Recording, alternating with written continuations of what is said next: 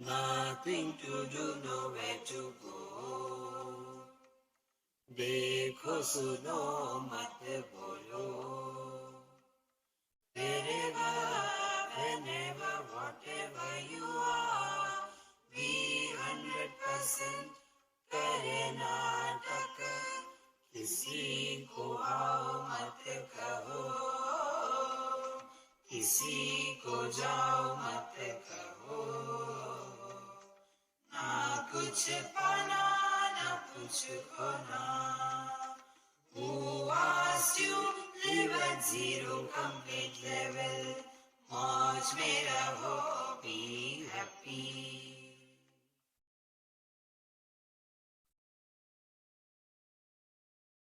श्री कृष्णा श्री कृष्णा श्री कृष्णा श्री कृष्णा.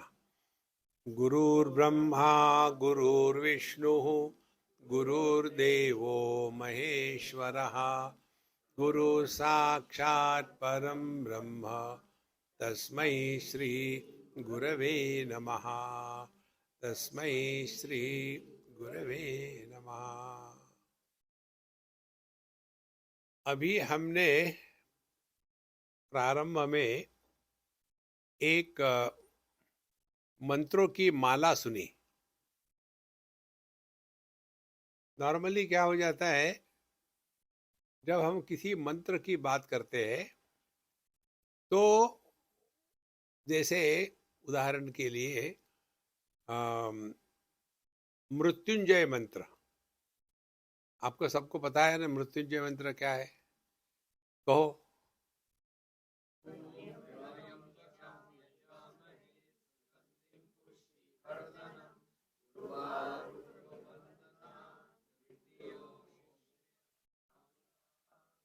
बहुत बढ़िया. अब ये जो मंत्र है, हम जो इसका पाठ करते हैं, यदि शब्दों के अर्थ हमारे हृदय में प्रकट नहीं हुए तो उस शब्द की जो क्षमता है स्थूल, उसका प्रभाव होगा. लेकिन जिसके लिए ये मंत्रों का उच्चारण किया जाता है वो सफल नहीं होगा. जैसे उदाहरण के लिए हम लोग आप क्या क्या पेनाडॉल, क्या पेनाडॉल, हम लोग पेनाडॉल लेते हैं. अब उस पेनाडॉल हमारे शरीर में जाकर के कैसा काम करती है हमको मालूम है क्या? मालूम तो नहीं है, लेकिन काम तो करती है ना. तो दो बातें हो गई. एक को कहते हैं द्रव्य शक्ति, हमको मालूम हो या ना मालूम हो. जैसे अग्नि को हाथ लगाओ तो हाथ जलेगा, मालूम हो या ना मालूम हो जलेगा. इसको कहते हैं द्रव्य शक्ति. दूसरी होती है उसकी आध्यात्मिक शक्ति. तो यह जो हम मंत्र कहते हैं तो उसका जो हमको लाभ होना चाहिए स्थूल दृष्टि से वो तो होगा ही, लेकिन जिसके लिए ये मंत्रों का उच्चारण होता है वो सफल हुआ कि नहीं, इधर हमको ध्यान देना है. तो यही मंत्र समझो लिया आपने. ओम त्र्यंबकम यजामहे, हम शिव जी की आराधना करते. त्र्यंबकम यजामहे सुगंधिम पुष्टिवर्धनम, माने क्या? देखो, नहीं वो उनको कुछ अच्छा स्मेल लगा दो, सुगंधिम पुष्टिवर्धनम, मोटे हो जाओ. देखो संतो. और इसीलिए मंत्र का उच्चारण जब हम करते हैं तो उसी समय यदि उसका ज्ञान हमको हो गया, इसका क्या तात्पर्य है, तब उसका प्रभाव होगा जीवन में. एक उदाहरण हम हमेशा देते हैं. समझो हमने एक कागज पर लिखा पत्थर, बड़ा कागज लिया A4 वाला, उसमें लिखा पत्थर, और उस कागज का एक लड्डू बनाया, और वो जो लड्डू है हमारे शर्मा जी के ऊपर फेंक के मारा हमने. तो उनको लगेगा क्या? वो कागज ही कागज है. फिर शर्मा जी तो बड़े इंटेलिजेंट है, फिर उन्होंने कागज खोला और देखा, अच्छा अच्छा स्वामी जी को पत्थर चाहिए, तो उसने उसमें पत्थर रखा और फिर मेरे तरफ जोर से फेंका। तो जब पत्थर इस शब्द का अर्थ शब्द के साथ जुड़ जाता है तब उसका प्रभाव होता है ना, तब वो मंत्र सफल हुआ। नहीं तो हम जो भी करते हैं मैकेनिकली करे जा रहे करे जा रहे करे जा रहे। देखो, इसीलिए जैसे इसमें से कोई भी एक बात ले लो, life is a time pass. तो जब आप टाइम पास के लिए कुछ करते हो तो उसका क्या प्रभाव है? देखो, ये शब्द का अर्थ तो समझ हो गया ना, life is a time pass. कोई कठिन नहीं समझने में। अच्छा, तो टाइम पास करते हैं माने क्या? देखो, जब हम कोई भी चीज टाइम पास के लिए करते हैं तो उसमें लाभ हानि का चक्कर नहीं होता। जैसे हम छोटे बच्चों के साथ खेलते हैं ना, क्रिकेट खेलते हैं, बैडमिंटन खेलते हैं, टेनिस खेलते हैं, टेबल टेनिस खेलते हैं, ताश के पत्ते खेलते हैं। देखो, तो उसमें हम जो बच्चों के साथ खेलते हैं तो उस समय हम किस लिए खेलते हैं? ये बच्चा घर में परेशान कर रहा, खाना नहीं बनाने दे रहा है माँ को, इसीलिए इसको बिजी रखना है। तो बच्चे को बिजी रखने के लिए हम उसके साथ खेलते हैं। अब वो बच्चे को तो ये होता है कि मैं जीतना चाहता हूं, और हम जो है वो सोचते हैं इसको बिजी रखो, इसीलिए हमारे लिए सीखना, हमारे लिए जीत या हार इसका कोई मतलब नहीं है। ये सिद्धांत आप पकड़ लो।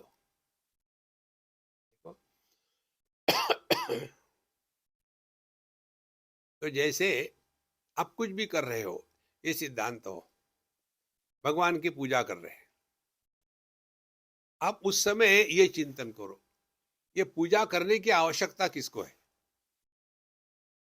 हम जो भगवान का नाम लेते हैं, ओम नमः शिवाय, ओम नमः शिवाय, ओम नमः शिवाय, उनको जरूरत है क्या?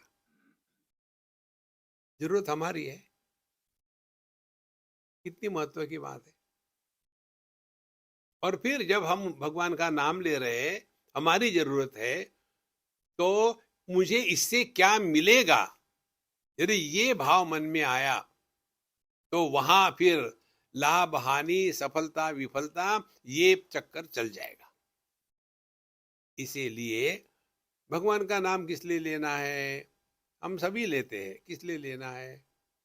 टाइम पास करने के लिए। क्यों टाइम पास करना है? अब देखो, हम सभी के सभी अपने मन के मारे हुए हैं, और मन के मारे हैं माने क्या? मन में इतने सारे विचार आते हैं कि उन विचारों के द्वारा हम बह जाते हैं। पता ही नहीं चलता कि हम कहाँ आए, किस लिए आए, क्या पर्पस है जीवन का, पता ही नहीं। तो भगवान का जो नाम लेते हैं मंत्रों के द्वारा, अब इसके दो प्रयोजन हमको समझना है। एक प्रयोजन ये है कि हम अपने मन में आने वाले दुनिया के विचारों को रोक लगाए। आप देखते हैं ना, बढ़िया रास्ता हो, सीधा हो, और कोई भीड़ भाड़ ना हो रास्ते पर, तो हम कितनी जोर से गाड़ी चलाएंगे और कहीं ठोक देंगे। देखो, और गाड़ी आप चलाओ जोर से, तो हमारे स्पीड को रोकने के लिए वहां स्पीड ब्रेकर होते हैं। तो स्पीड ब्रेकर में क्या हो गया? एकदम गाड़ी का स्पीड कम हो गया। अब ये सिद्धांत समझ में आ गया। अब यही करो, आप दुनिया की किसी भी वस्तु का, विषय का चिंतन शुरू करो। अब आप सभी लोग शादीशुदा है, तो आप ही का उदाहरण आपको देता हूं। पति क्या विचार करेगा? मेरी पत्नी समझती क्यों नहीं? अब ये विचार जो करेगा, इसका कोई अंत नहीं। फिर उसी में भटकता रहेगा। लोगों की पत्नियां की धोखी इतनी बढ़िया होती है, मेरी मानती ही नहीं मेरा बात, क्या हो गया पता नहीं, पिछले जन्म का पाप है कि क्या है, इसी जन्म में पड़ी है मेरे पास आकर के। एक के बाद एक विचारों का तूफान चलता रहेगा। अब ऐसे जो होते हैं वो हमारे पास आकर के हमको कहते, स्वामी जी, अम, अम, हम आपको कुछ पूछना चाहते हैं। पूछो क्या है। हम अपने पत्नी से बहुत दुखी हैं, क्या करें। ध्यान से सुनना।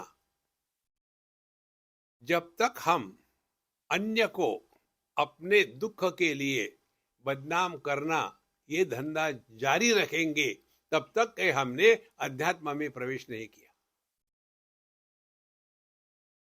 देखो, हमको जगत में किसी के भी कारण दुख नहीं होता। हमारे दुख का कारण हम स्वयं होते हैं, लेकिन हम मानेंगे थोड़ी है। तो हम क्या कहेंगे कि मैं पति हूं तो पत्नी के कारण दुखी हूं, मैं सास हूं तो बहू के कारण दुखी हूं, मैं पुत्र हूं तो पिता के कारण दुखी हूं। तो हमारी साधना क्या होगी? भगवान के सामने आए, हे भगवान, मेरी सास बहुत परेशान कर रही है, उठाओ उसको। देखो, और करेंगे क्या? यही तो मांगेंगे ना। और इसीलिए पहली महत्व की मान अध्यात्म में, अपने जीवन के सुख दुख के लिए हम 100% जिम्मेदार है। हमको जगत में कोई भी सुख दुख नहीं दे सकता। अब ये बात समझ में आ गई। अब सुख दुख क्या है ये समझ लो। देखो, समझो आपको कोई वस्तु चाहिए, तो वो वस्तु की जो चाह है, इच्छा है, उसके कारण हमारे मन में हमेशा क्षोभ रहेगा, हमेशा चल विचल रहेगी। यार उसको तो चाहिए, कहाँ से ले आए, पैसे तो कम है, कहीं से मांग के ले आए क्या, कि उधार ले ले या कोई लोन ले ले, किसको पूछे। एक ही विचार चलेगा, उस वस्तु को प्राप्त करने के लिए क्या क्या कर सकते हैं।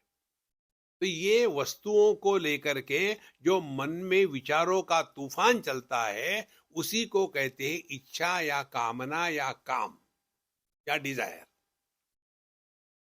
और जब तक के हमारे मन में ये विचारों का तूफान चलता रहेगा, तब तक के आपको शांति नहीं, आनंद नहीं। फिर हमने कुछ ना कुछ करके उस लड़की से शादी कर ली। शादी कर ली माने क्या? अब हमारे मन में जो विक्षेप थे कि मुझे वो नहीं मिल रहा है, वो विक्षेप वस्तु के प्राप्त होने से शांत हो गए। और हमको क्या लगता है?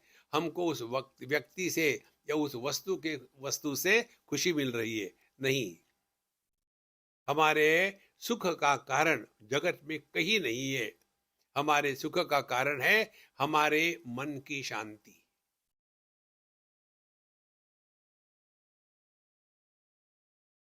पहली स्टेप अध्यात्म में ये है।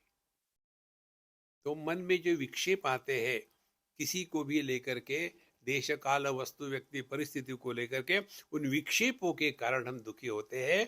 तो उससे बचने के लिए भगवान का नाम लिया जाता है। तो उससे क्या होगा?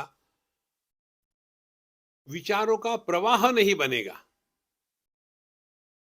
अभी हमारी स्थिति क्या है? एक के बाद एक विचार आते रहते हैं। देखो, यहां से हमको वहां जाना है, जाने के लिए अब फ्लाइट बुक करें क्या कि कार से चले जाए? कार से तो बहुत लंबा है यार। फ्लाइट भी बहुत आजकल महंगी हो रही है।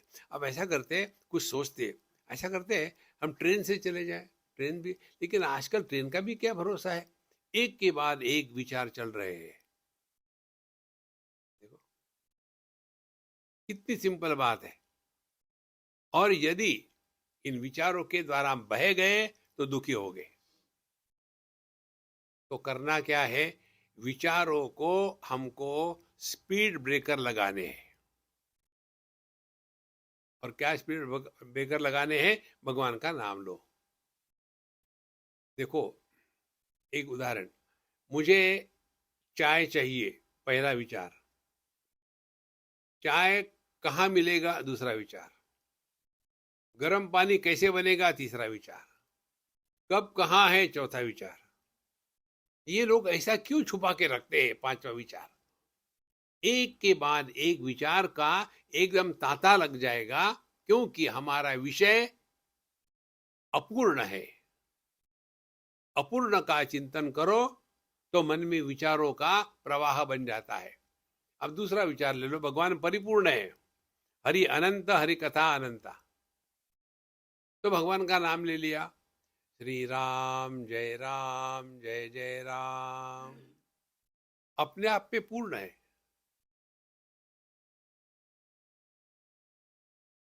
उसके बाद थोड़ी जगह छोड़ दी, फिर पुरानी आदत के कारण अरे फिर विचार आ रहे क्या, फिर दूसरा फायरिंग कर दिया, श्री राम जय जय राम। कहने का तात्पर्य, यदि हमने खाना खाया तो क्षुधा शांति होगी ना। यदि हमने भगवान का नाम लिया तो मन शांत होगा। यदि हम कहो इतना ही कहे कि हमने मेनू पढ़ लिया, मेनू पढ़ने से पेट नहीं भरता। इसी प्रकार से भगवान का नाम भगवान को खुश करने के लिए नहीं, अपने मन को शांत करने के लिए। मन को शांत करना है, लेकिन हम उसी को लेकर के जल्दी करते, ओम भूर्भुवः स्वः तत्सवितुर्वरेण्यं भर्गो देवस्य धीमहि, ओम भूर्भुवः स्वः तत्सवितुर्वरेण्यं, ओम भूर्भुवः स्वः तत्सवितुर्वरेण्यं। सब भगवान कंफ्यूज हो जाते, यार कौन बुला रहा, किसको बुला रहा है। शांति से करो महाराज। तो एक बात पक्की समझ लेना, भगवान का नाम या कोई भी मंत्र, इसका प्रभाव अपने मन पर होना है, और वो प्रभाव होता है मन हमेशा शांत रहेगा। और ये अभ्यास की बात है। अभ्यास ये न तो कौन्तेय वैराग्येण च गृह्यते। तो धीरे धीरे धीरे धीरे आप ये सीख लोगे कि 5 मिनट में हमको केवल 1 या 2 बार भगवान का नाम लेना है। श्री राम जय जय राम। फिर शांत रहे।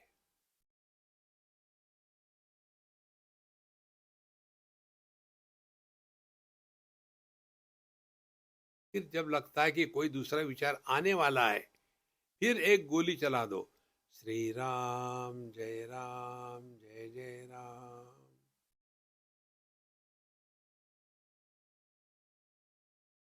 धीरे धीरे अभ्यास करते करते ये बात यदि समझ में आई कि भगवान का नाम भगवान को खुश करने के लिए नहीं, अपने मन को शांत करने के लिए किया जाता है। नास्ति बुद्धि अयुक्तस्य न चायुक्तस्य भावना न चा भावयत शांति अशांतस्य कुतः सुखम। जो व्यक्ति शांत नहीं होता वो कभी सुखी नहीं हो सकता। और इसीलिए मंत्र का एक भाग हो गया कि हमारा मन ठिकाने पर आ जाए। इसीलिए भगवान का नाम लो। भगवान खुश है अपने आप में, भगवान को परेशान मत करना। सबसे ज्यादा परेशान कौन से भगवान है मालूम है आपको? मुझे उन्होंने बताया, इसलिए आपको बता रहा हूं। सबसे ज्यादा परेशान है भगवान राम। जो आया वो अपना दिन रात भर राम राम राम राम राम राम राम राम राम राम राम। भगवान कहते यार क्या चाहिए, क्यों बोल रहे हो, किस लिए बुला रहे हो? उनको सुनता कौन है? उनको वही अपना राम राम राम राम राम राम। जैसे बच्चे होते हैं ना घर में, मम्मी का पल्लू पकड़ते, मम्मी मम्मी बेटा क्या चाहिए, मम्मी मम्मी तुमको क्या चाहिए, मम्मी मम्मी मम्मी। एक लगाओ, चुप, सर खा रहा है। इसी प्रकार से भगवान का सर मत खाना। भगवान का नाम अपने मन को शांत पवित्र करने के लिए। ये भगवान के मंत्र का तात्पर्य है। इसमें आपको उस मंत्र का अर्थ समझने की आवश्यकता नहीं, पहली बात। अब दूसरी बात, यदि हम मंत्र का अर्थ समझ ले तो क्या होगा? तो हमारे ये हैप्पी मंत्र माला में एक दूसरा मंत्र है, देखो सुनो मत बोलो। अब देखो दुनिया कैसे शुरू होती है। ये तीनों शब्द का अर्थ पता है ना आपको? देखो, सुनो, मत बोलो। कोई कठिन तो है नहीं। अब इसको लगाओ अपने में। कैसे लगाएंगे? दुनिया क्या है? दुनिया केवल दो बातें हैं, एक तो है नाम, दूसरा है रूप। दो बातें। तो दुनिया के रूप रंग जो है वो हम अपने आंखों से देखते हैं, और जो शब्द है कानों से सुनते हैं। तो जहां हमने कुछ देखा, हमारी आदत क्या है? कमेंट्री शुरू। कितनी महत्व की बात है, बोलना ही है। इसीलिए देखो सुनो मत बोलो। ये बात मैंने कहां से सीखी आपको बताता हूं। बहुत पुरानी बात है। हम बद्रीनाथ में थे, वहां हम 2-4 महीने रहे थे। बड़ा आनंद आया। उस समय हम जवान भी थे। तो वहां एक दिन सुबह सुबह 4 बजे, रोज के जैसे सुबह गए, गर्म पानी से नहाए और भगवान का दर्शन किया। और दर्शन करके जब आए, एक वहां बूढ़ी अम्मा रहती थी, बहुत ही पवित्र थी, नेपाली उनका शरीर था, हमसे बड़ा प्रेम था। तो हम गए उनके पास, और वो हमको चाय देती थी, इसलिए अच्छी थी। तो हम उनके पास गए और हमने कहा कि अम्मा, अब लेक्चरबाजी बंद, अब मैं लेक्चर नहीं दूंगा। तो वो हंसने लगी। हमने, क्यों हंस रही हो? बोले, जब जोक करते हैं तो हंसना पड़ता है ना, इसमें कौन सा जोक है? तो उन्होंने क्या कहा, तुमको किसने पूछा? भगवान नारायण ने पूछा क्या कि तुम लेक्चर देना चाहते हो या नहीं? नहीं पूछा। मैंने तुमको पूछा क्या कि लेक्चर देना चाहते हो या नहीं? नहीं पूछा। तो तुम किसके प्रश्न का उत्तर दे रहे हो? कितनी बड़ी बात है। Who asked you? जगत में हम इतना अनावश्यक बोलते हैं। अपने जबान को लगाम लगाओ, कोई जरूरत नहीं बोलने की। और जितनी समस्या होती है, ये बोलने के कारण होती है। कहना नहीं चाहिए हमारे पड़ोसी की बहू हमारे बहू से अच्छी है। अरे महारानी, जब तुमको मालूम है कहना नहीं चाहिए, तो चुप क्यों नहीं बैठती? लेकिन जो आदत हो जाती है ना आदमी को बोलने की, फिर जैसे उल्टी आती है ना, जब उल्टी आती है तो रोक नहीं सकता आदमी, उप, उप, उल्टी कर ही देना है। उसी प्रकार से ये जो अनावश्यक हम बोलते हैं जीवन में, इसके कारण हम भगवान से दूर चले जाते हैं। देखो महाराज, हमको किसी पर भी कोई भी कमेंट करने का अधिकार नहीं। इसीलिए देखो सुनो मत बोलो, आपका मन शांत रहेगा। शांत मन ही परमात्मा है।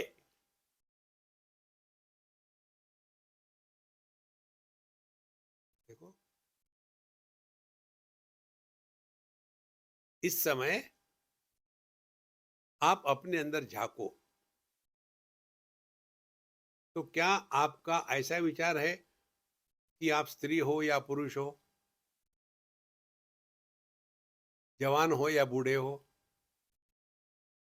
अभी अनुभव क्या है? केवल अपना होना, माने इसमें कोई विशेषता नहीं है। यह जो निर्विशेष सत्ता है, ये अपना स्वरूप है। विशेषता हो जाती है उसके साथ कब कुछ जुड़ जाता है तब। जैसे आदमी एक है, उसके साथ उसके पिताजी जुड़ गए, तो उस आदमी को हम क्या कहेंगे? पुत्र है। उसी आदमी के साथ उसकी पत्नी जुड़ गई, तो हम क्या कहेंगे? ये पति है। उसी के साथ उसका पुत्र जुड़ गया, तो कौन हो गया? ये पिता है। तो क्या ये एक आदमी 3 बना है? और दुखी कौन हो रहा है? आदमी कभी दुखी नहीं होता, और हमारी पूरी जिंदगी इसी में बर्बाद हो जाती है। इसीलिए हमको सबको जीवन में अध्यात्म का तात्पर्य यही है कि जहां जहां जो जो ड्यूटी प्रभु ने हमको दी है उसको बढ़िया से बढ़िया करो। तो कैसे करें? अपने मंत्र में आता है, wherever whenever whatever you are, be 100%। जैसे अभी आप कहाँ हो? सत्संग में। कब हो? जब सत्संग चल रहा है तब। अब क्या होना चाहिए? सत्संगी या सास बहू पति पिता? कितनी सिंपल बात है। तो हमको सबको ये भिन्न भिन्न रोल प्ले करने हैं जीवन में, यही अध्यात्म है। पूरे अध्यात्म का निचोड़ आपको एक शब्द में करना है, तो वो शब्द कह लो रामलीला या कृष्ण लीला। लीला माने क्या? लगता है कुछ हो रहा है, लेकिन कुछ नहीं हो रहा है। जैसे अपनी इस समय क्या चल रही है? सत्संग लीला, मानो आप सुन रहे हो। देखो महाराज, धीरे धीरे ये बातें समझ में आती है और फिर इन मंत्रों का अपने हृदय में प्रकटीकरण हो जाता है। देखो, किसी के भी साथ उलझना यह अध्यात्म नहीं है, और ऐसा करने के लिए उपासना बताई जाती है। तो उपासना के द्वारा हम मन को नियंत्रण में रखते हैं, और अपनी ड्यूटी करने के कारण मन में किसी प्रकार की ग्लानि निर्माण नहीं होने देते। जो व्यक्ति ऐसे कर्म करता है या नहीं करता है जिसके द्वारा उसके मन में ग्लानि या संस्कार निर्माण होते हैं, वही पाप है। देखो, भगवान कहते हैं कि जगत में हम कुछ भी करो तो उसका क्या नतीजा निकलेगा? 2, या तो आप जीतोगे या तो हारोगे। जीत गए तो लाभ हुआ, हार गए तो हानि हुई। लाभ हुआ तो खुश हुए, हानि हुई तो दुखी हुए। तो ये 3 जोड़ियां है। जगत में रहो तो जय पराजय, लाभ हानि, सुख दुख, ये 3 जोड़ियां हमारे साथ जुड़ी हुई है। भगवान कहते हैं समय कृत्वा, माने थोड़े गम है, थोड़ी खुशियां, ये जीवन है। लेकिन हम चाहते हैं हर चीज हमको अपने कहने के अनुसार चलनी चाहिए, यह गलत है। ध्यान अपने मन के संतुलन पर हो, और उसके लिए भगवान बताते हैं जगत में ऐसा व्यवहार करें कि अपने मन पर ना तो अच्छे ना तो बुरे संस्कारों को निर्माण होने दे। जहां संस्कार निर्माण हो गए उसी को पाप कहते हैं, क्योंकि उसके पीछे मैं लगा होता है, मैंने ये किया, मैंने वो किया। इस मैं का बलि हमको चढ़ाना है, और ये हो सकता है केवल समझदारी के साथ। एक हमारे अच्छे मित्र हैं, पति पत्नी नॉन स्टॉप झगड़ा करते हैं। तो हमको पूछा, स्वामी जी आप हमको छुड़ाओ, हम बहुत झगड़ा करते हैं। मैंने कहा देखो, इसके लिए एक ही उपाय है, बच्चे पैदा करो। तो हरि कृपा से उनको एक बच्चा हो गया, लड़का। आपकी सिडनी की बात है, लड़का हो गया। अब वो लड़का राक्षस है, दोनों माँ बाप को पागल करके छोड़ा है उसने। घर में एक चीज ठीक नहीं रखती, कोई भी हो तोड़ देता है वो, और कहता है कि मम्मी मैंने ये तोड़ा है। अब क्या करोगे? अपने ही दांत अपने ही होठ, किसको कंप्लेन करोगे? फिर उन कपल ने मुझे बताया, स्वामी जी हमारे झगड़े शांत हो गए, क्योंकि कॉमन एनिमी आ गया घर में। ये न के न प्रकारेण अपने दुराग्रह का त्याग कर दे। और इसके लिए ये 2 बातें हैं, कर्म राग द्वेष से ऊपर उठने के लिए। हम नॉर्मली क्या करते हैं, जो हमको अच्छा लगता है वो करेंगे, जो अच्छा नहीं लगता है वो नहीं करेंगे। इसको कहते प्रेय मार्ग। लेकिन करना क्या चाहिए, जो योग्य है वो करना है, जो अयोग्य है वो नहीं करना है। देखो, ये छोटी सी बातें होती है, उपनिषदों में सब आता है। देखो, अब हमको क्या अच्छा लगता है, लेट सोना और लेट उठना अच्छा लगता है। अच्छा क्या होता है, early to bed and early to rise is the way to be healthy wealthy and wise. अच्छा होता है, लेकिन हम करते हैं क्या? कारण क्या है, हम अपने राग द्वेष के इतने जबरदस्त प्रभाव में आ गए हैं कि उससे निकलना हमारे लिए संभव नहीं है। और इसीलिए अपने आप को डिसिप्लिन में रखना यह अध्यात्म है। नहीं तो बाहर गए तो गंगा गए तो गंगादास, जमुना गए तो जमुनादास, घर में आए तो फिर देवदास, वही शुरू। ये कोई जीवन है? डिसिप्लिन में अपने आप को रखना है, और डिसिप्लिन में रखने के लिए अध्यात्म है। अब यहां तक हो गया ना, अब अगली स्टेप आपको बताते हैं। अब ये अपने को जीवन में उतारना है, किसी को नहीं बताना। देखो, एक ग्रंथ में आता है, 3 प्रकार के ज्ञानी होते हैं। एक ज्ञानी वो है कि जो ज्ञान जीते हैं 24 घंटे। माने क्या, उनका जीवन इतना सहज और सरल होता है जितना सहज और सरल आकाश होता है। स्पेस, आकाश क्या है, सबको आधार देता है, किसी का तिरस्कार नहीं करता, लेकिन किसी के द्वारा प्रभावित नहीं होता। यह जो सहजता है जीवन की, ये सहज जीवन की ज्ञानी की परिपूर्णता है। उत्तम ज्ञानी जिसको कहते हैं।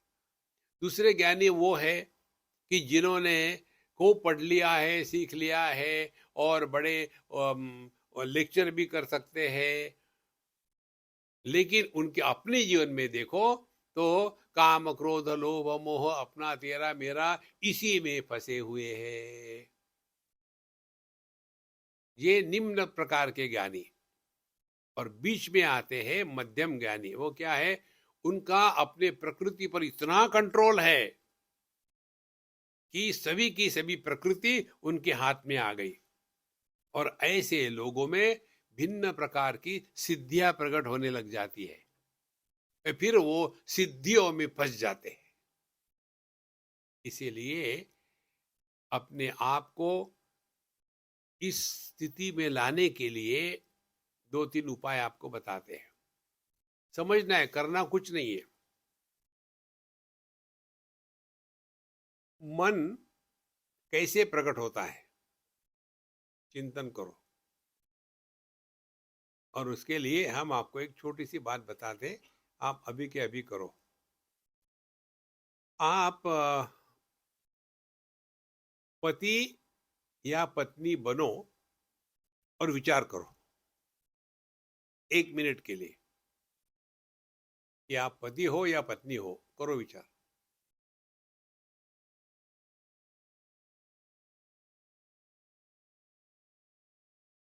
हो गया? अब दूसरा विचार, आप माँ बाप हो या बच्चे हो, ऐसा विचार करो।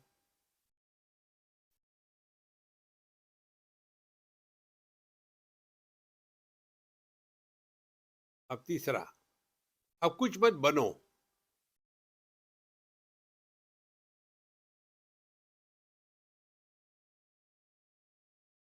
करो विचार, कुछ बनो मत। तो 3 स्थितियां हो गई। जब पति पत्नी बने तो पत्नी पति के विचार आते हैं, जब माँ बाप बच्चे बने तो बच्चे माँ बाप के विचार आते हैं, और जब आप कुछ बनते नहीं तो विचार ही नहीं आते। तो साधना क्या है, ये सीखना है। हर एक विचार के मूल में कोई ना कोई बैठा है, जिसको कहते बीज। बिना बीज के पौधा नहीं उगता। इसी प्रकार से बिना व्यक्तित्व के विचार नहीं उगते। करना कुछ नहीं है, समझना है। यही पूरे भगवत गीता का निचोड़ है। अर्जुन की समस्या युद्ध की नहीं थी। अर्जुन की समस्या थी, केवल हमारी जो समस्या वही थी कि वो कौन है। जब अर्जुन बना शिष्य द्रोणाचार्य का, तो कहता है मैं अपने गुरु को कैसे मारूं। शिष्य है तो गुरु को मारना पाप है, ठीक बात है। फिर वो बना पोता, मैं अपने दादा को कैसे मारूं, ये भी ठीक बात है। फिर वो बना भाई, मैं अपने भाई को कैसे मारूं। माने विचारों का मूल क्या था? He became somebody. लेकिन युद्ध के मैदान में कौन होना चाहिए था? योद्धा। तो पूरी भगवत गीता का निचोड़ इतना ही है कि wherever whatever you are, be 100%। इसीलिए अंतिम में जाकर के भगवान अर्जुन को ये पूछते, तुमको समझ में आया क्या? अब तुम निर्णय ले लो कि इस समय तुम कौन हो। और वो कहता भी है, अब मुझे समझ में आ गया, इस समय मैं योद्धा हूं। कितनी सिंपल बात है। यही अध्यात्म है संतो। जहां हो, जब हो, जो हो, 100% रहने का अभ्यास करें। ये तब होगा कि जब आप छोटी प्रैक्टिस शुरू करो।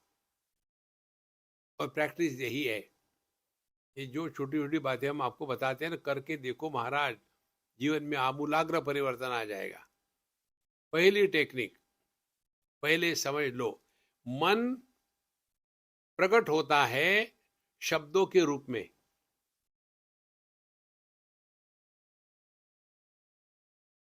जैसे हमने ये टेबल क्लॉथ को देखा,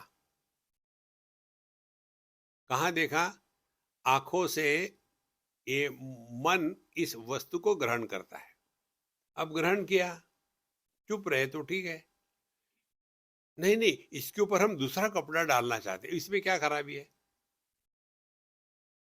माने हमको एक ये आदत हो गई है कि हर चीज को देखने के बाद कुछ ना कुछ कमेंट करनी है।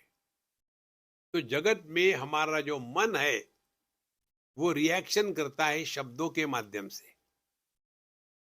उसके लिए ये ट्राई करो, यदि हम अपने आप से ना बोले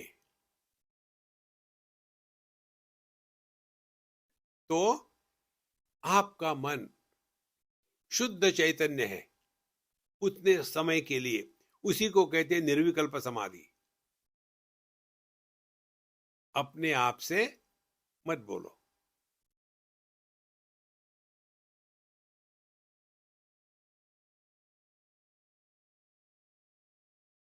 यदि आपने इसको ग्रहण किया है तो आपको अगली बार समझ में आएगी। मन में विचार आते हैं, हम कंप्लेन करते हैं, लेकिन विचार क्या है? चिंतन करो। क्या हमारे मन में विचार आते हैं कि विकार आते हैं? विचार और विकार में बहुत भेद है, बहुत फर्क है। विकार क्या है?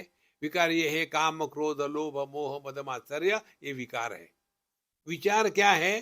चिंतन है कि मन में जो विचार आते हैं वो कैसे प्रकट होते हैं? शब्दों के माध्यम से। यदि शब्द ही ना हो तो विचार अपने आप शांत हो जाते हैं। जहां विचार शांत हो गए वहां विचार रहित मन जो है वही चैतन्य है। करना कुछ नहीं है। जितनी आध्यात्मिक साधना है अपने मन को ठिकाने पर रखने की है, और कुछ नहीं। तो जैसे जैसे ये सूक्ष्मता बढ़ती है तब आप इसको और विस्तार से करो।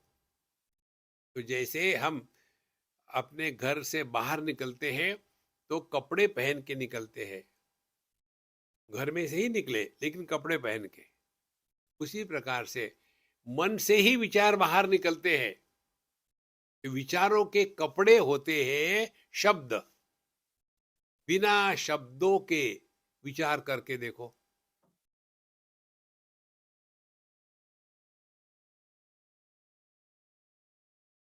शब्द का प्रयोग मत करना, करो विचार।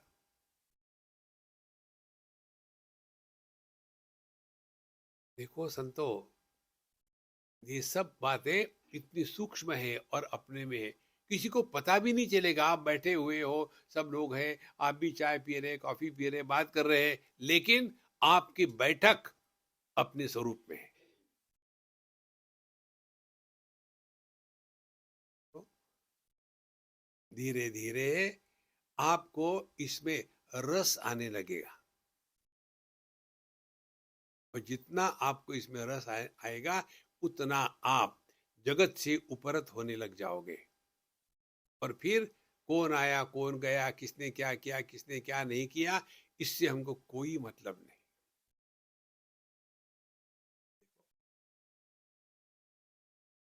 तो यह जो हमारी हैप्पी मंत्र माला है ना, इसको अब रोज सुनो, दिन में 10 बार 50 बार सुनो। कभी कौन सा मंत्र क्लिक हो जाएगा पता नहीं, धीरे धीरे हो जाएगा। हमको कितने लोगों के आते हैं मैसेजेस, बोलते हैं कि स्वामी जी आपके मंत्र ने हमारा जीवन बदल दिया। कैसे बदल दिया? अब हमारे घर के झगड़े खत्म हो गए, क्योंकि दोनों को पता चला, पति पत्नी को, टाइम पास के लिए है यार, छोड़ो।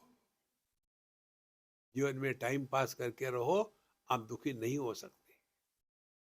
और ये अभ्यास करते करते आप सहज रूप से शांत रहने लग जाओगे।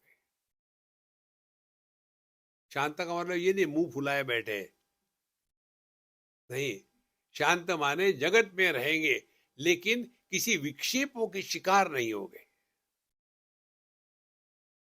ये सुख दुख तो आएगी ही, मुर्दे तो नहीं है, सुख दुख आएंगे, लेकिन सुखी दुखी व्यक्तित्व पैदा नहीं होगा। कितनी बड़ी बात है ये। और इसीलिए इसका धीरे धीरे अभ्यास करें।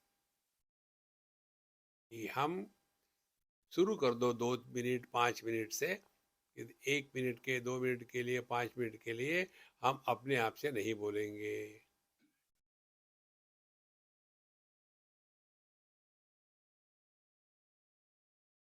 इसी समय इसको पहचानो जो हम कह रहे हैं। जैसे आप अपने ही मन में कुछ बोलो अपने आप से कि यहाँ से जाने के बाद मुझे घर में जाके रोटी बनानी है, खाना बनाना है, कितने लोग आएंगे पता नहीं, फिर भी मैं तो बना ही लूंगी। अब ये जो हम बोलते हैं अपने आप से, अब इसको ना बोले।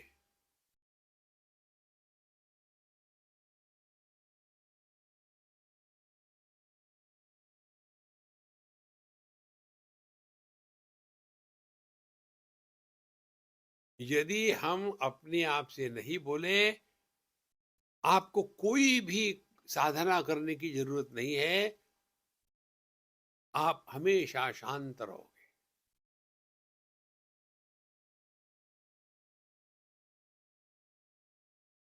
हमारे अंदर में जैसे पोल्ट्री फार्म होता है ना, cock cock cock cock cock cock cock, हम ही प्रश्न उठाते हैं, हम ही उत्तर देते, फिर हम ही उत्तर, उसने ऐसा कहा तो मैं ऐसे कहूंगा, उसने कॉक कॉक कॉक, अरे यार चुप हो जाओ ना,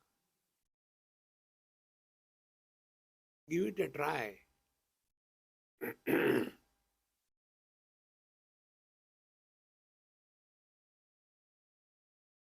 ये एक बात हो गई, अपने आप से बोलना नहीं।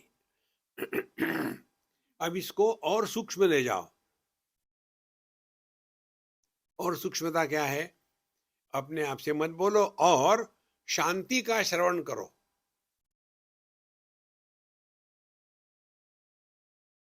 शांति का कैसे श्रवण करें?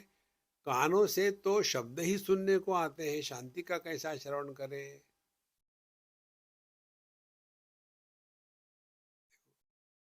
करो चिंतन। तो शांति का श्रवण करना माने क्या? शब्दों के द्वारा प्रभावित नहीं होना। दो बातें हो गई अभी।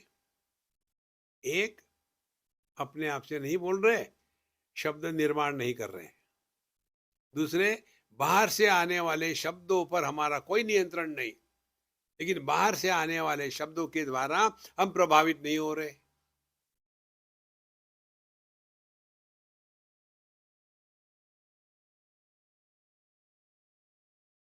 सब सुन रहे, ट्रक की आवाज, फैन की आवाज, सब सुन रहे, प्रभावित नहीं हो रहे। आज के बाद यहां से जब जाओगे ना घर, कि दो चीजों को करना एक साल भर, और फिर देखना जीवन में क्या परिवर्तन आता है। देखो, आप किसी भी हालत में विक्षेपित नहीं होगे,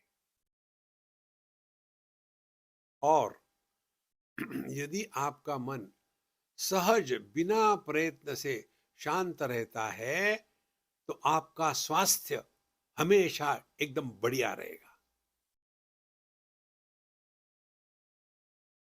मन में विक्षेप नहीं, ग्लानि नहीं, फ्रस्ट्रेशन नहीं, दुख नहीं, जेलसी नहीं, अभिमान नहीं।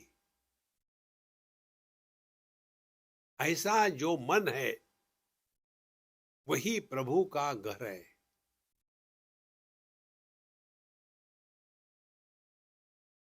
ये बाहर की दुनिया तो ऐसी ही चलती रहेगी, चलने जो ठीक है अपने जगह पे। आप किसी के भी साथ खेलो, अपने मन के साथ मत खेलना।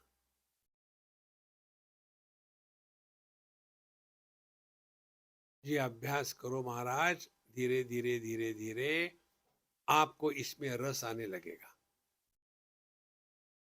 और रस ये आएगा कि आप जगत में living at zero complaint level, कोई भी कंप्लेन नहीं किसी के भी। जो कंप्लेन करते हैं ना, वो दुखी होते हैं।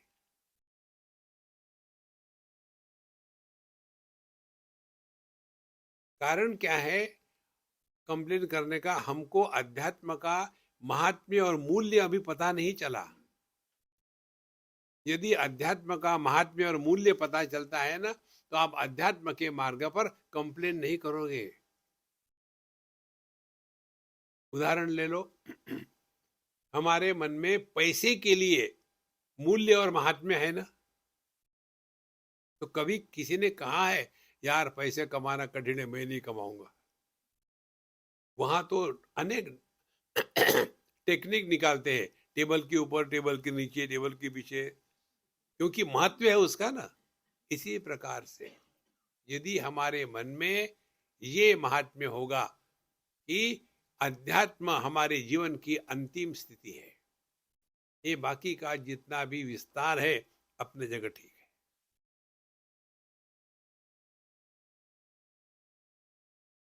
ये अभ्यास करते करते करते करते आपके हृदय में सत्संग के प्रति प्रेम जागृत हो जाएगा।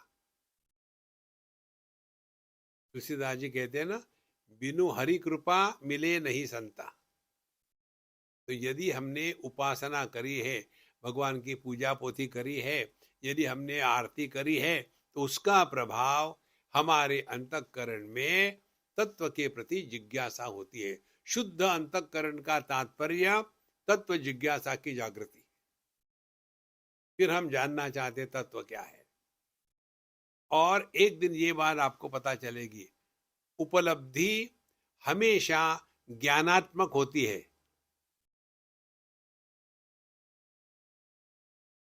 जैसे कई बार आपने देखा होगा, अपना फोन अपने ही हाथ में होता है या चाबी अपने ही हाथ में होती है, लेकिन मालूम ही नहीं कि अपने ही हाथ में है। फिर ढूंढते रहेंगे, इधर उधर उधर करते रहेंगे, और फिर बच्चा बताएगा कि पापा चाबी आपके हाथ में है। फिर हंसते, माने होते हुए भी उसका ज्ञान हमको नहीं है। तो वस्तु की उपलब्धि हमेशा ज्ञानात्मक होती है। यही है सब सिद्धांत। जिस ज्ञान में दूसरे की दुर्गंध नहीं है वो अपना स्वरूप है। धीरे धीरे आप सहज शांत रहने लगोगे। लेकिन ये शांति फ्रस्ट्रेशन की नहीं, डिप्रेशन की नहीं। ये शांति ऐसी है, जगत में हम धूम धड़ाके से रहेंगे, स्वस्थ रहो, चिस्त रहो, व्यस्त रहो, मस्त रहो, लेकिन विक्षेप शून्य।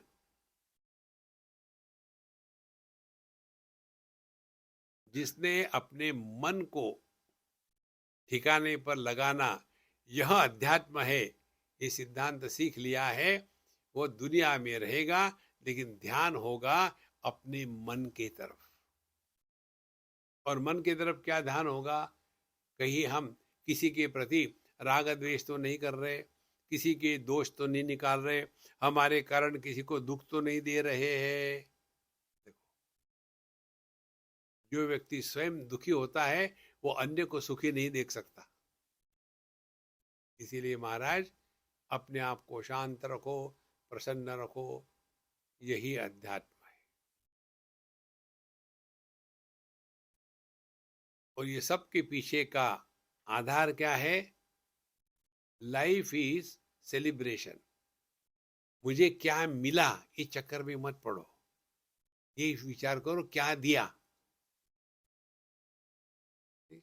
सबको प्रॉब्लम दिया, नहीं नहीं नहीं, प्रॉब्लम नहीं। इसीलिए इसका अभ्यास क्या करना है? दिन में 2 बार सत्संग सुनो। कर्म से श्रेष्ठ उपासना, उपासना से श्रेष्ठ सत्संग। दिन में 2 बार। सुबह जो आप टॉक सुनते हो उसको सुनो और शाम को उसी को सुनो। दोनों समय में आपके मन की स्थिति भिन्न होती है। आपके मन के स्थिति के अनुसार आपको ज्ञान होता है। कई बार लोग हमको जो कहते हैं ना, स्वामी जी आज तो आपका लेक्चर मुझे लगता है आपने मेरे लिए ही दिया है, हम कोई प्रिपेयर करके तो आते नहीं। लेकिन जैसे जैसी ऑडियंस की आवश्यकता होती है वैसे वैसे कन्हैया लाल हमारे मुख से बुलवाते हैं। देखो, कॉलेज के लेक्चर जो होते हैं वो रटे रटे होते हैं। धीरे धीरे ये बात समझ में आती है, और शांत रहो, और उस शांति में ही प्रभु प्रकट होते हैं।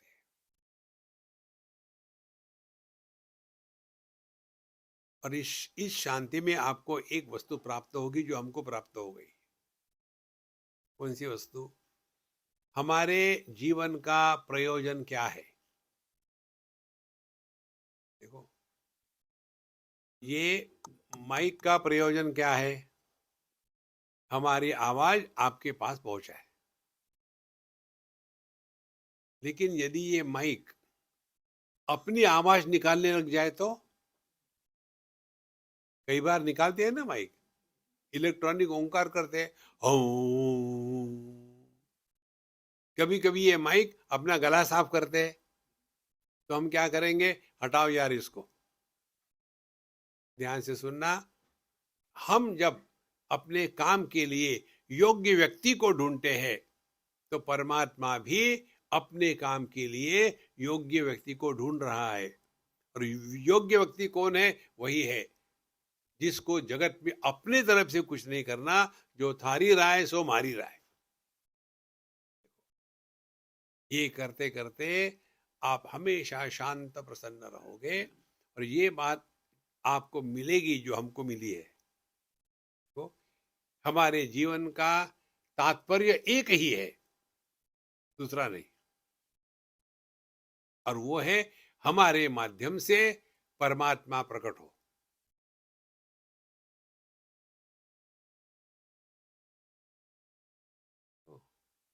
और वो कब प्रकट हो गए? जैसे ये माइक हम दोनों के बीच में क्यों है? क्योंकि उसको कुछ नहीं बोलना। इसी प्रकार से यदि हमको दुनिया में कुछ नहीं करना, जो थारी राय सो हमारी राय, एम्प्टी योरसेल्फ। जब हम अपने आप को खाली करते हैं ना, तब उसमें प्रभु प्रकट होते हैं। भगवान कहीं से आते नहीं। ये तबला बेटी बजाने के लिए ठीक है। आप कहते हो भगवान आते नहीं, शबरी के जैसे बुलाते नहीं, ये गाने के लिए, तबले के लिए ठीक है। वास्तविकता क्या है? हमारे भगवान तुलसीदास जी लिखते हैं, भगवान राम का जन्म हो गया तो जन्म का जो उनका वर्णन है उसमें क्या कहते हैं? भय प्रकट कृपाला दीन दयाला। भगवान आते नहीं, प्रकट होते हैं। कारण क्या है? वो कहाँ नहीं है?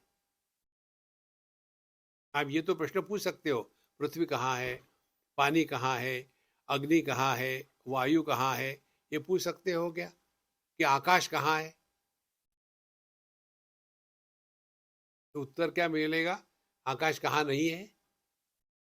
तो प्रभु कहाँ नहीं है, और उनको प्रकट होने का स्थान हमारा हृदय। जिनके माध्यम से परमात्मा प्रकट होते हैं उन्हीं को महात्मा कहते हैं। और परमात्मा तब प्रकट होंगे जब हम हट जाएंगे। और हम यदि हट जाते हैं, हमारे अंतःकरण में एक भी कामना नहीं रहेगी। और कामना नहीं रहेगी तो सुख दुख के परे होगे, और जो चल रहा है हरि इच्छा से चल रहा है। तो ज्ञान की परिपूर्णता को ही भक्ति कहते हैं, और भक्ति के माध्यम से चलने से ही ज्ञान की उपलब्धि होती है। ये दोनों, जैसे एक पक्षी के दो पंख होते हैं, वैसे ही साधक के जीवन में ज्ञान और उपासना, इन दोनों को लेकर के चले तो हमारे माध्यम से निश्चित रूप से परमात्मा प्रकट होंगे। अब सवाल ये है, भगवान प्रकट होते माने क्या हमको चार हाथ आ गए, ऐसा होता है? नहीं। भगवान प्रकट होते हैं केवल एक प्रकार से, living at zero complaint level. भगवान कंप्लेंट नहीं करते। जैसे यशोदा मैया ने भगवान कृष्ण को बचपन में डांटा था, मिट्टी खाता है, ऐसे लगता है कि पिछले जन्म में ये सुअर था क्या। भगवान को गुस्सा नहीं आया, उनको आश्चर्य लगा, अरे इसको कैसे पता चला कि मैंने ही वराह अवतार लिया था। तो उसको कंफ्यूज कर दिया। देखो, यह अपने मन का ही सब खेल है। शरीर को कुछ नहीं होता, दुनिया को कुछ नहीं होता, जो कुछ होता है वो केवल मन को होता है। और इसी मन की तरफ हमारा ध्यान नहीं रहता। ध्यान नहीं रहता माने मन हमारे कंट्रोल में है ही नहीं, क्योंकि उसके बारे में समझदारी नहीं है। तो आखिरी विचार, परमात्मा सच्चिदानंद, उसकी अभिव्यक्ति दो प्रकार से, जड़ और चेतन। जड़ जड़ ही रहता है, और चेतन जो है, चेतन की अभिव्यक्ति होती है मन के रूप में, मन की अभिव्यक्ति होती है इंद्रियों के रूप में, इंद्रियों की अभिव्यक्ति होती है विषयों के रूप में। इतना ध्यान में रखो। परमात्मा, चेतना, मन, इंद्रिय, विषय। यदि आपको परमात्मा को पहचानना है तो क्या करना पड़ेगा? फिर पहले विषयों से हटो, इंद्रियों पर आ जाओ। इंद्रियों की गुलामी छोड़ दो, मन पर आ जाओ। मन के राग द्वेष त्याग कर दो, चेतना में आ जाओ।